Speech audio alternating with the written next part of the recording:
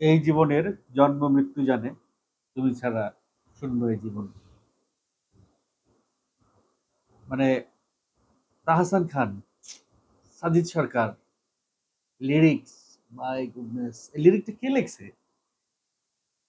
লিরিক্সিস্ট সাদাত হোসাইন। উফ, অসাধারণ লিরিক, অসাধারণ গানের কথা ভাই।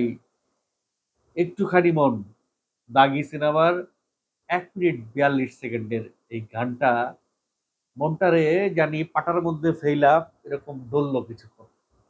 1 মিনিট 42 সেকেন্ড মনটারে পাটার মধ্যে ফেলা, পাটা কোথাও চিনেন না, পাটার মধ্যে ফেলে এইভাবে ডললো, মশলা যেভাবে বাটে। একটা বিরহের গান, একটা কষ্টের গান, একটা না পাওয়ার গান, একটা পেয়েও না পাওয়ার গান। যে মানুষটা ভালোবাসার মানুষকে পাইতে পাইতে হারায় ফেলছে, সেই মানুষটার মনের দুঃখটাকে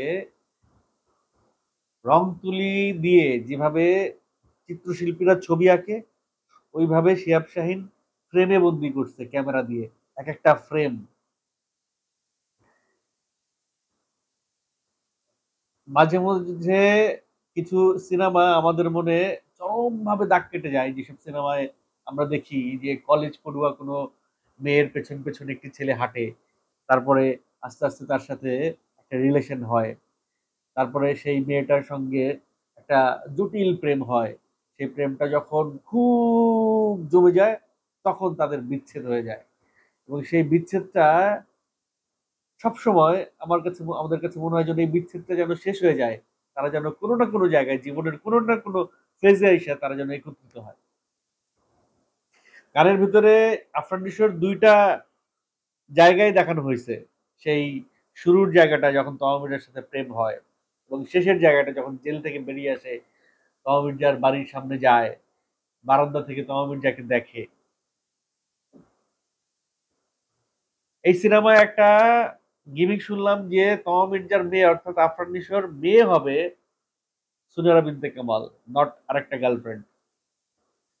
হয়তো তমা মির্জার সঙ্গে আরেকটা ছেলের বিয়ে হয়ে যায়, সেই ঘরে একটা মেয়ে জন্মায়, অথবা হয়তো তমা মির্জা আর আফরান নিশোর মেয়েটাই ওই পরিবারে বড় হয়, ওই বাবার সংসারে বড় হয়। অনেক কিছু হতে পারে সিনেমার গল্পের ভিতরে, কি যায় না। কিন্তু তমা মির্জা এবং আফরান নিশোর যে রসায়ন এখানে দেখাইছে শিহাব শাহিন, ভাই এই জন্যই শিহাব শাহিনকে বলা হয় রোমান্টিক কিং। অনেকে বলবে এটা তো নাটকের মিউজিক ভিডিও, অনেকেই বলবে ভাই নাটকের মিউজিক ভিডিও কেন বলে তারা, আমি একটু ব্যাখ্যা দেই। তারা এই কারণে বলে কারণ নাটকে সিনেমার প্র্যাকটিস করে গেছে তারা। শিহাব শাহিন, জাকেরিয়া শৌখিন, আরিয়ান, মিজানুর রহমান আরিয়ান, এই সমস্ত ডিরেক্টররা নাটকের ভিতরে তারা ফিল্ম প্র্যাকটিস করে গেছে। একটা নাটকের বাজেট তারা 30 লাখ 40 লাখ টাকায় নিয়ে গেছে। তাহলে 40 লক্ষ টাকা দিয়ে যারা নাটক বানায় তারা তো নাটকে ফিল্মেরই প্র্যাকটিস করে, আর সেই নাটকের ভিতরে যখন তারা ফিল্ম দেখে তখন এইসব এইসব ক্যামেরার ওয়ার্ক, এইসব ভিডিওগ্রাফি, এইসব মিউজিক তাদের কাছে মনে হয় এটা নাটক। এই জন্য তারা বলে নাটকের গান।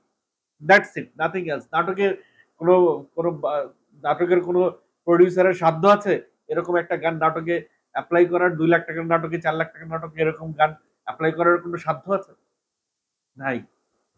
তো যাই হোক, ওই ভুলটার মাসুল তারা দিচ্ছে এখন ওই ডিরেক্টররা। আমি অনেক ডিরেক্টরকে বলছি যে ভাই আপনারা কেন সিনেমাটাকে নাটকের ভিতরে প্র্যাকটিস করেন, নাটকটারে নাটকীয় রাখেন।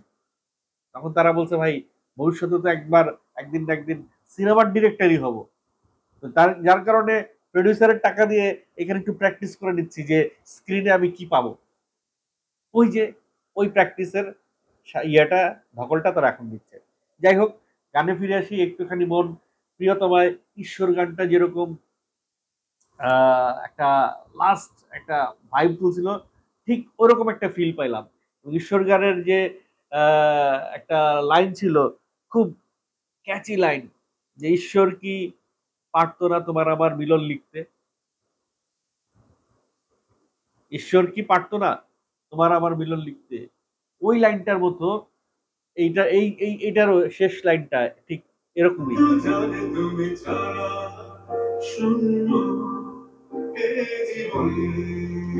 জন্ম মৃত্যু জানে, তুমি ছাড়া শূন্য এই জীবন। বাহ, বাহ। প্রতিটা লাইন এবং একটা জিনিস আমি দেখলাম যে শুরু থেকে শেষ অবধি প্রত্যেকটা লাইন,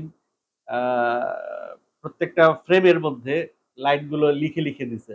এই লাইনগুলো লিখে লিখে দেওয়াতে আমার কাছে মনে হয় যে দর্শকের কাছে এই গানটা আরো আরো গ্রহণযোগ্য হবে। দেখেন লাইনটা লিখছে কি, কথা কি, ফুল কুড়িয়ে নিলে সাথে খানিক ভুল কুড়িয়ে নিলে,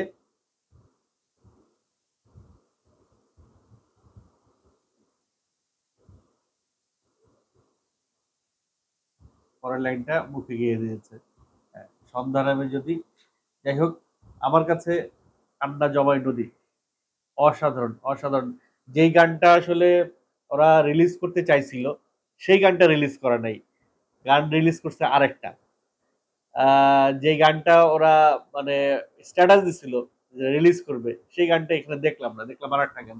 একটা শটে দেখলাম আফরান নিশোকে একটা ইয়ামাহা আরএক্স নিয়ে তমা মির্জাকে নিয়ে হেঁটে যাচ্ছে রেল লাইনের পাশ দিয়ে। ভাই, ইয়ামাহা আরএক্স এর সঙ্গে প্রেমের কি সিগন্যাল, কি কি মানে ওই যে সময়টা, ইয়ামাহা আরএক্স এর যে সময়কাল, ওই সময়কালে ছেলেমেয়েরা যখন প্রেম করতো, ভাই এখন তো ওই যে R15 নিয়া গার্লফ্রেন্ডের কান্দের উপরে উঠাইয়া তারপর ভ ভ ভ করে চলে যায় এখনকার জেনারেশন।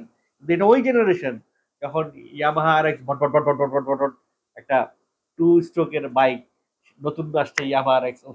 প্রত্যেকটা প্রেমিকের স্বপ্ন ছিল যে একটা ইয়ামাহা আরএক্স থাকবে, সেই ইয়ামাহা আরএক্স এর পেছনের সিটে গার্লফ্রেন্ডকে নিয়ে ঘুরে বেড়াবে। সেই ইয়ামাহা এক্স এর সেই প্রেমের ফিলটা এখানে দেখতে পাইলাম। এই আবার এর পরের যে ইয়েতে ফেজে দেখলাম যে আফরান নিশো একটা সিকোয়েন্সে একটা সাইকেল নিয়ে দেওয়ালের পাশে রাখছে, যখন তার শেষের দিকে আর কি, তার জেল থেকে ফেরত আসার পরে, তখন তো আর পকেটে পয়সা নাই। প্রতিটা সিকোয়েন্সে লোকেশন গুলার কথা বলতে হবে ভাই, আলাদা করে প্রত্যেকটা ফ্রেমে এমন এত সুন্দর, মানে এটার একজন বিদেশি সিনেমাটোগ্রাফার ছিল, সম্ভবত ইন্ডিয়ান সিনেমাটোগ্রাফার, তার নামটা এখানে দেয় নাই। পরে বাংলাদেশে একজন সিনেমাটোগ্রাফার যোগ হয়েছে, কামরুল ইসলাম শুভ। সে লাস্টের 2-3 দিন সেখানে কাজ করছে, যে যৌথ প্রোডাকশনের ছবি তো 2জন সিনেমাটোগ্রাফার রাখতে হয়। তো বাংলাদেশ থেকে কামরুল ইসলাম শুভ, আর ইন্ডিয়া থেকে যে সিনেমাটোগ্রাফার আছে, ক্যামেরাম্যান আছে, তার নামটা এখানে লেখে নাই। লিখলে ভালো হইতো। চরকি যখন ক্রেডিট লাইন লেখে, এই চরকির এই বিষয়টা আমি বারবার অভিযোগ করেছি যে চরকি যখন ক্রেডিট লাইন লেখে অনেকের নাম দিতে চায় না, অনেকের নাম তারা ইয়ে কমিট করে যায়। ভাই, ডেসক্রিপশনে বহু জায়গা থাকে, এই অল্প কটার নাম দিতে, 4-5টা নাম দিতে তোমাদের এত লজ্জা কেন, এত কুণ্ঠাবোধ কেন, আমি বুঝি না। সেই ইয়ের সময়, তুফানের সময়, সেই কি জানি গানটা, দুষ্টু কোকিল, দুষ্টু কোকিল গানটা আকাশের নাম পর্যন্ত ঠিক মতো দেয় নাই।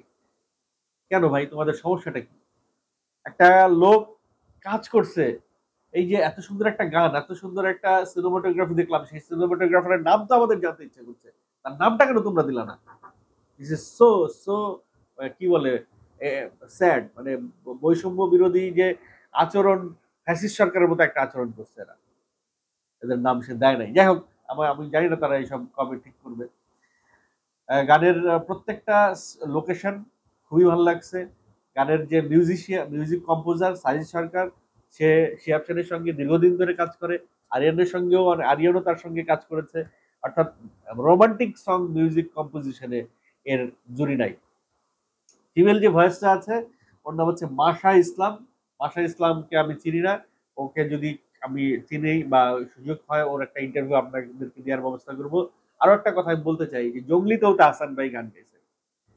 জঙ্গলির গানটা আর এই দাগের গানটার সঙ্গে আপনারা একটু কম্পেয়ার করে দেখেন, অবশ্যই আপনাদের কাছে দাগের গানটাই ভালো লাগবে। কারণ তাহসান ভাইয়ের গলাটা এই ধরনের গানের সঙ্গে বেস্ট। ওইরকম ট্রেন্ডি ডান্সের সঙ্গে তাহসান ভাইয়ের গান, মানে যেই ভোকালের সঙ্গে যেই গান, আমার কাছে মনে হয়, আপনারা আমার সাথে একমত হবেন কিনা, তাহসান ভাইয়ের গান ওরকম জঙ্গলির যে গানটা দিয়েছে শ্যামের সঙ্গে, দিঘির সঙ্গে, ওই গানটার চাইতে নিশো আর কমিশনের সঙ্গে যেই কম্পোজিশন হয়েছে গানের, এই কম্পোজিশনে এইভাবে তাহসান ভাইয়ের গানটা সবচাইতে শুনতে শ্রুতিমধুর লাগে। আমার কাছে মনে হচ্ছে এবারের ঈদে সবচাইতে স্যাড রোমান্টিক গানটা হবে তাহসান ভাইয়ের একটুখানি মন। যারা যারা আমার সাথে একমত পোষণ করছেন কমেন্ট করে জানাবেন, অথবা আপনাদের কাছে কোন গানটা এবারের ঈদের সবচেয়ে সেরা স্যাড রোমান্টিক গান হিসেবে আপনাদের কাছে মনে হচ্ছে সেটা। যদিও সব গান এখনো রিলিজ হয় নাই, আপনারা কমেন্ট করে যে কটা আপনারা শুনেছেন তার মধ্যে কোনটা আপনাদের কাছে সেরা সেটা কমেন্ট করে জানাবেন।